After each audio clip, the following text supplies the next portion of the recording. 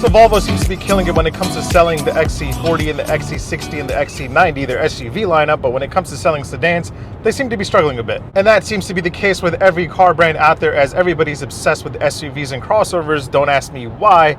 But if you love sedans, there are a few standout options, and the S90 is definitely one of them. Even with the S90 being one of the best luxury sedans out there, Volvo is still struggling to move them. They sold just 1,798 units of the S90 in 2020, and even before COVID in 2019, they sold 2,454 units. And in my honest opinion, people just don't know how awesome this car is, and I guess that's what I'm here for. So let me give you a tour, and then I'll give you my opinion on what I think about it. But before I do, make sure you hit subscribe, make sure you hit like, because it's healthy for you. All right, let's do this. So yeah, in my opinion, the S90 definitely deserves more respect in the luxury mid-size sedan segment, but let's kick it off by looking at some of the cool and interesting things that you should know about this luxury sedan. All right, one of the first cool things about the S90, and any Volvo for that matter, is the $3,200 Bowers & Wilkins sound system. This is one of the best sound systems in the industry by far. There are a bunch of music profiles to pick from, including studio,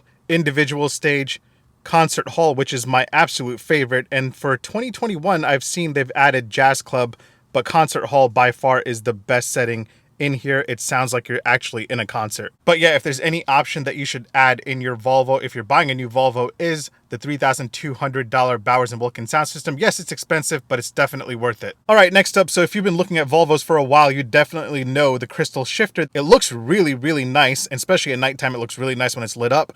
But one annoying thing is that when you pop it into drive, you have to tap it twice because it goes into neutral first. Same thing when you go into reverse, it goes into neutral, then reverse. I wish you could just hold it down and go into drive, but you can't. You have to tap it twice every time, and that gets a little bit annoying. So I know I said that you should definitely add the $3,200 Bowers & Wilkins sound system if there's any package you're going to add in your Volvo, but in the S90 inscription, there's one package that's also definitely worth it if you can splurge. So you have something called the lounge package, which costs $1,300, and it gives you massaging seats.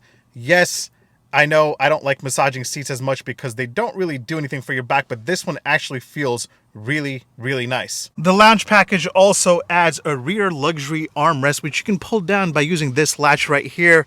Nothing that crazy luxurious about it. There are no seat controls or climate controls here. You just have some storage and you have two cup holders, and that's about it. But it looks really elegant. Last but not least, the lounge package also adds rear ventilated seats, so your rear passengers can stay cool when it's really hot outside. Now I'm going to point out a few random things that I discovered while messing around with the infotainment system. There's a button called Adjust Passenger Seat, and once you activate it, you can actually adjust the passenger seat right from your driver's seat controls, so you don't have to reach over or park the car and get out to adjust the passenger seat if you need to. The next thing I want to point out is a button called Wiper in Service Position, so you don't have to hold your wipers up while you're changing them. You can just hit that button and the wipers will stay right there, making it easy for you to change them. Personally, I really appreciate when automakers do little things like that to make your life just a little bit easier, and when you're done, you just hit that button and the wipers go right back down. Now, the Volvo S90 Recharge T8 is a plug-in hybrid, but you don't always have to plug it in to charge the battery. You can just hit this button called Charge, and it will use the engine to charge the hybrid battery. I've gotten up to full charge once again, so that's a really useful feature. Another cool app is called Record and Send, and once you click that, you can actually record a voice memo and email it to yourself or somebody else. You just hit record. Hey, I'm sitting in the Volvo S90 and it's pretty awesome. This car deserves a lot more respect. Stop, and I'll send it to myself. That's my email, but don't email me. Pretty cool. All right, let's get into the pricing details. The Volvo S90 2021 starts at $52,195 for the S90 Momentum. This is the S90 inscription, so this starts at $55,295. This is also a Recharge, which starts right over $60,000. As tested here, you're looking at $70,640. Let's talk about power and performance. Power for the S90 Recharge T8 comes from a 2-liter 4-cylinder supercharged and turbocharged engine mated to an 87 horsepower electric motor, and that's good for 400 horsepower and 472 pound-feet of torque, and that's mated to an 8-speed automatic transmission. And that setup will allow you to do 0 to 60 in just 4.8 seconds with a top speed of 112 miles an hour, and you might be disappointed by that top speed, but please tell me when on legal roads you're going 112 miles an hour in the comments below. So what drive modes are you working with here? You can change them by using the toggle right down here, and you have constant all-wheel drive, pure, hybrid for everyday use, individual where you can just do personal driving preferences, and power if you really want to have some fun. Now, since the S90 Recharge T8 is a plug-in hybrid, you get 55 mpge.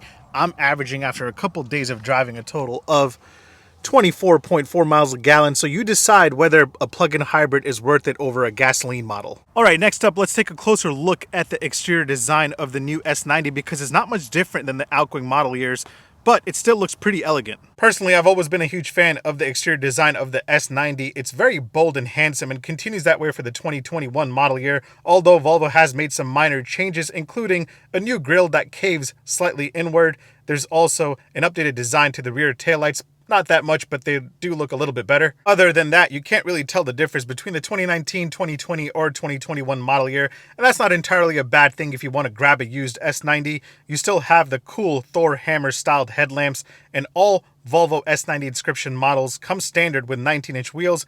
If you go for the Momentum, you're going to start at 18-inch wheels, but I like the look of these 19-inch wheels right here. Also, I noticed that the taillights do a cool little dance, and I'm not sure if it's something that I didn't notice before on the S90, but it's a cool touch nonetheless. That's what happens when you unlock it, and then when you lock it, pretty nice. The S90 Recharge T8 that I'm testing here has some model exclusives. You have Recharge badges all around the car to let everybody know that, hey, I care about the environment. There's a plug-in outlet right here. And then on the back, there's no visible exhaust because I think they're going for the whole electrification thing. The exhaust is actually located on the right side under the car right there, but there's no visible exhaust. I guess that's kind of cool. So do I like the S90 over cars like the Audi A6, BMW 5 Series, and the Mercedes-Benz E-Class? Well, it's definitely different. It's not as stylish as others in this segment. This is more about subtle sophistication, and I think it looks really nice and stands out from the crowd. Let's hop inside and check out the interior of the new S90. And again, there's not much difference over the outgoing model, and that's not entirely a bad thing. Volvo's interior design language and quality is exceptional, and it continues that way for the 2021 model year. My test model here has fine Nappa leather upholstery, Nappa leather seats, which are extremely comfortable. I love these seats quite a bit. You have real wood trim all around. Everything is soft touch, wrapped in leather here on the inscription model, but the fit and finish here is simply outstanding. There's no visible gaps. They did a really good job here. Back to the seats here though, these are again very comfortable. The inscription model gives you standard heated seats and cooled front seats. As a part of the lounge package that I showed you earlier, you get ventilated rear seats. If you want a heated steering and heated rear seats, you will have to go for the climate package for an additional $750. All right, let's check out the rear legroom, because this is where the S90 really shines. You have 40.4 inches of rear legroom. If you're looking for a mid-size luxury sedan with a lot of room in the back seat, this is the one to get. I'm about 6 foot tall. That's my seating position. I sit further back than the normal human being. And as you can see, I got plenty of legroom. I can actually cross my legs, kick back and chill. You also have your own climate control. You have ventilated and heated seats on this particular model. You also get 2 USB-C ports. But if you're hanging out in the rear seat of the S90, you want to be on the passenger rear seat because you have a bunch of controls here. You have power rear shades for both sides. So that's pretty cool. And then you also have a button to put the rear shade in the back all the way up. So that's pretty cool as well. And not only that, you can move the passenger in front of you, front and back, if you want more legroom. You also get vents on the side, not in the center.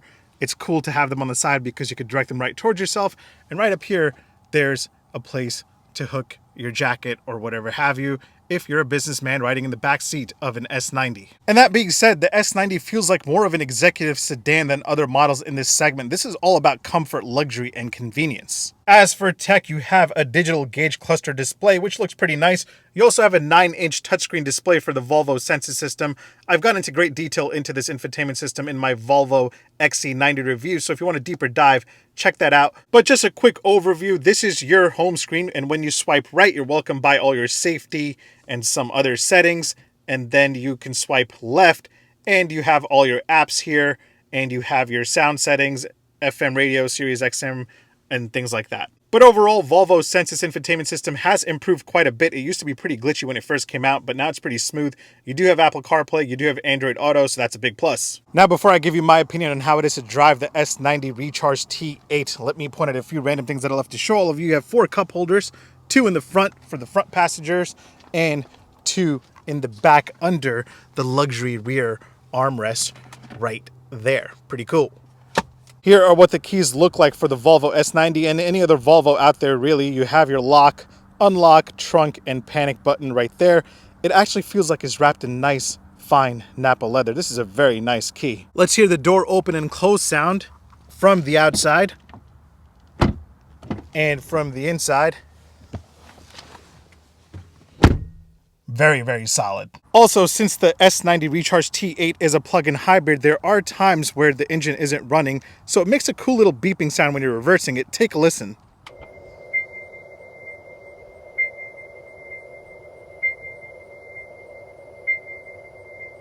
Last but not least, here's how the horn sounds on the 2021 Volvo S90. Pretty nice and pretty solid. And now that I've given you a tour of the 2020 Volvo S90 Recharge, let me give you my opinion on what I think about it, because you probably care. All right, let's get to it. Volvo's turbocharged and supercharged 4-cylinder engine lineup is pretty impressive. Yes, they can get a bit loud under hard acceleration, but the power that these things pump out is pretty impressive. But Volvo is looking to move away from all that and become a fully electric brand. They aim to have 50% of their sales be fully electric cars by 2025.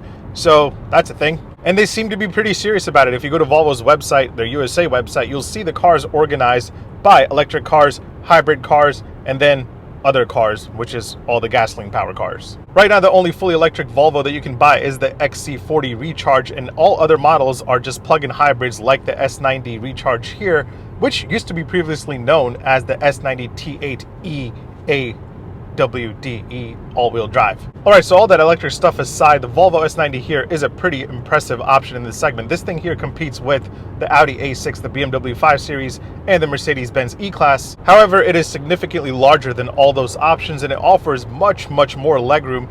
Lengthwise, this is closer to the BMW 7 Series and the Mercedes-Benz S-Class, and it also offers as much as legroom as those two models. I will say though that the S90 here feels way more like an executive sedan than the rest of the competition. The inside is simply outstanding. The description model here has the top-notch level of luxury and feel. Drive-wise, the acceleration is really smooth, and the ride quality is also very smooth and very comfortable. And the reason the one here is that comfortable is because it has the optional adaptive air suspension. And that's something you want to keep in mind when you're buying a Volvo. They generally have a very stiff ride, but when you add the adaptive air suspension, things smoothen out. So if you care about a comfortable ride, definitely add the adaptive air suspension to just smoothen things out. So should you consider buying a Volvo S90? Absolutely. If I was in the market for a mid-size luxury sedan, the Volvo S90 would be at the very top of my list. You don't necessarily have to go for the Recharge. This model that I'm testing here is about $70,000, over $70,000. You can get into the base S90 with a starting price tag of right over $52,000, and the R design and inscription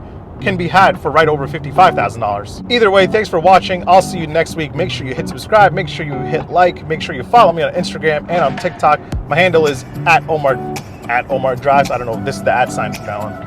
At omardrives. I'll see you next week. Take care. Peace.